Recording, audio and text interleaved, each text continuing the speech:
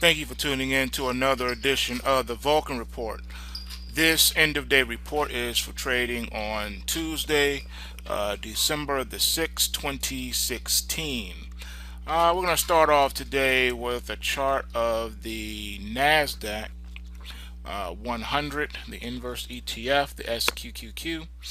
As you can see, the market is setting at a support level right now, trying to decide what it wants to do. Immediate resistance is at $13.91.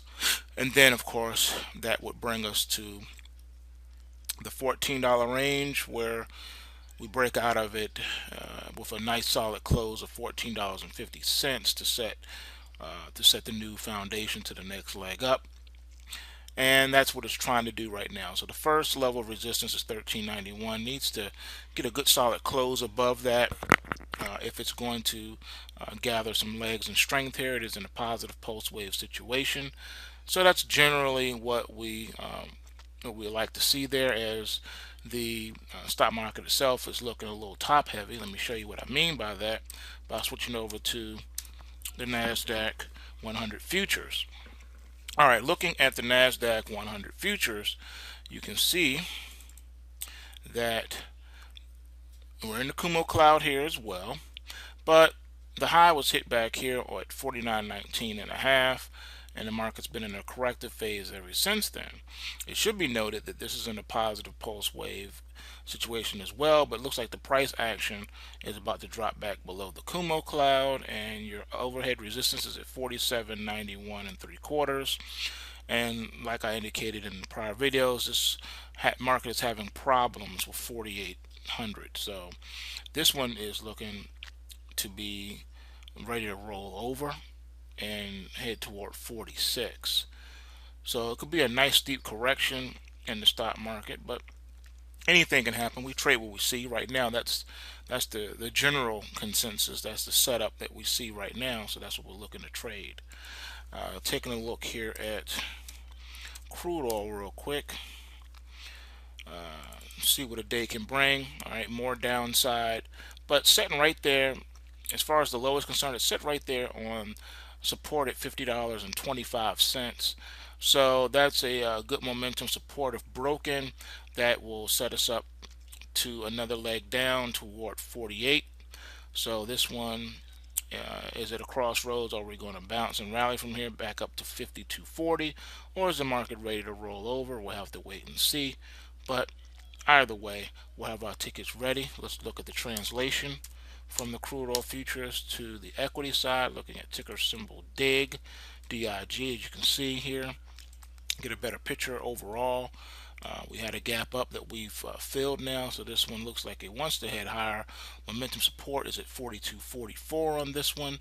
Closed today at 43.21, so it's set to break out higher. But again, just in case, a close below 42.44 would set the stage for lower prices to head back down toward the $40.36 support, and then from there the next support level is at 38.58. All right, taking a look now at let's look at our gold futures. It appears that the selling has subsided somewhat. You can see here on yesterday, market got down to $11.58. I'm sorry, $1,158.60. I apologize.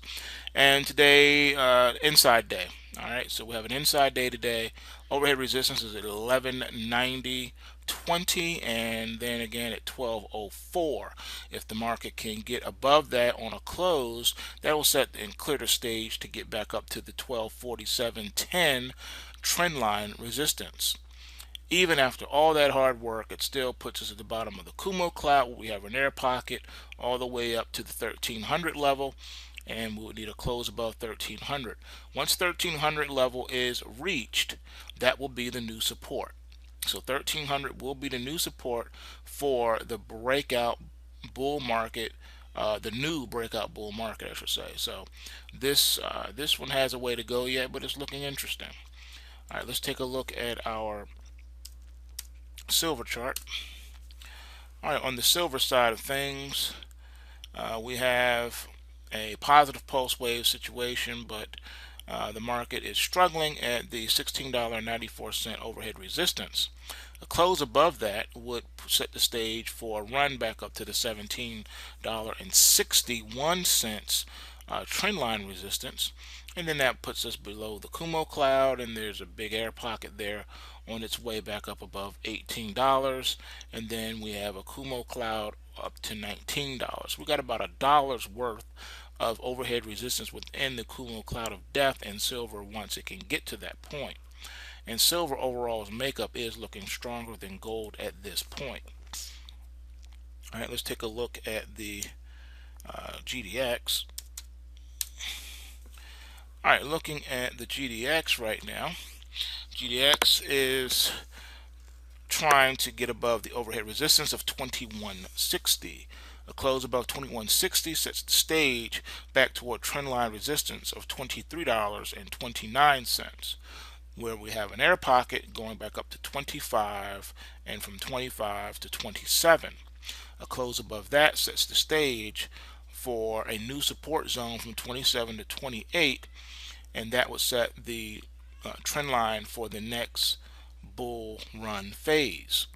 And then of course sky's the limit at that point. So this strong foundation of support is being built now in the gold miners. Same can be said for the junior gold miners. Overall makeup on their chart is as follows. Setting right there at resistance. Resistance is at 35.77. A close above there is what we need. Once we close above that, that sets the stage for a run up to $38.63, from which we have an air pocket going up to the $41 handle between 41 and 45. A close above 45 is what's needed to develop and create a new trend line support of $45, which will be the new low, and that will be the base from which to launch into a full brand new bull market in the junior gold miners. All right, moving right along here, let's look at the JNUG. All right, looking forward to the JNUG. Similar scenario here. Overhead resistance is $7.86. That's where we need a close at, as this market is also trying to build a base. Current support for this base is at $6.06. A close above $7.86 will set the stage for a run up back toward the trend line resistance of $11.26, from which there is an air pocket of a wide variety leading all the way up to the $20.63 handle. This will create a somewhat initial support around the 2075 handle that will be built between $20 and $25 range. $25 range should be the new support for the new bull market that will need to be created. This could take some time to do. So we'll be watching this over the next several weeks into the new year, but the accumulation phase should be now. If the support of 606 can stand. So small positioning, legging into it now is warranted at this particular stage, being that we have ceased dropping and closing on new lows, and now the market is trying to build somewhat of a leg to rally from. It should also be noted that it is not only possible but probable, and has happened before if you look at prior videos, that the miners, the gold miners, can at some point lead the actual gold futures.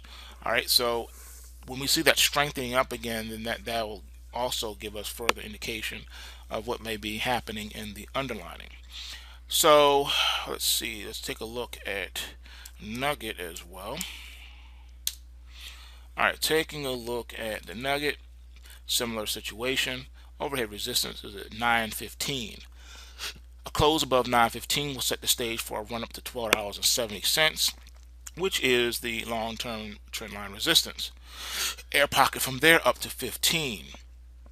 From 15 we have a very wide Kumo cloud that will range between $20 and $22, and then the $22 between 22 and 25, so we have a $3 wide trading range consolidation that will have to take place before 25 becomes the new support for the full-blown bull market there. So with that said, we have a lot to look forward to, a lot that we're watching to see what develops over the next coming several days and couple of weeks, and even into the new year. So that's what we got. And remember, bulls make money, bears make money, and pigs get slaughtered. So remember to take what you can, give nothing back to the market, and do yourself a favor. Come on over to postwavetrading.com and register for the Academy. Right now, the Academy is being offered for free. When you sign up for the weekly post-wave price triggers, admission to the Academy is free. So for a limited time, this is being offered to you so you don't have to fork up thousands of dollars of upfront money to get started learning how to trade, learning how to hedge your physical portfolios, and etc. etc. So with that said, be encouraged, and I'll see you over at postwavetrading.com. That's postwavetrading.com. Thank you for tuning in to another edition of the Vulcan Report. This end of day report is for trading on Tuesday, December the 6th, 2016. We're going to start off today with a chart of the NASDAQ 100, the inverse ETF, the SQQQ. As you can see, the market is setting at a support level right now, trying to decide what it wants to do. Immediate resistance is at $13.91.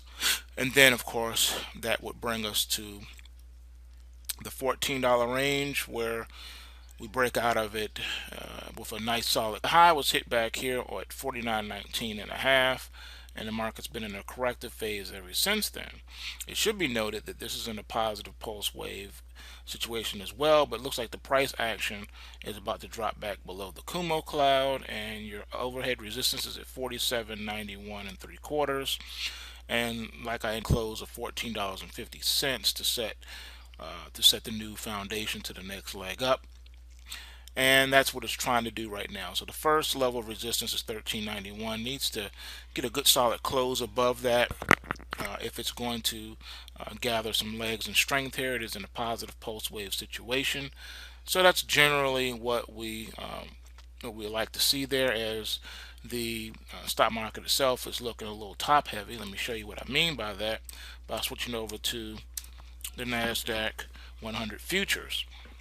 All right, looking at the NASDAQ 100 futures, you can see that we're in the Kumo cloud here as well, but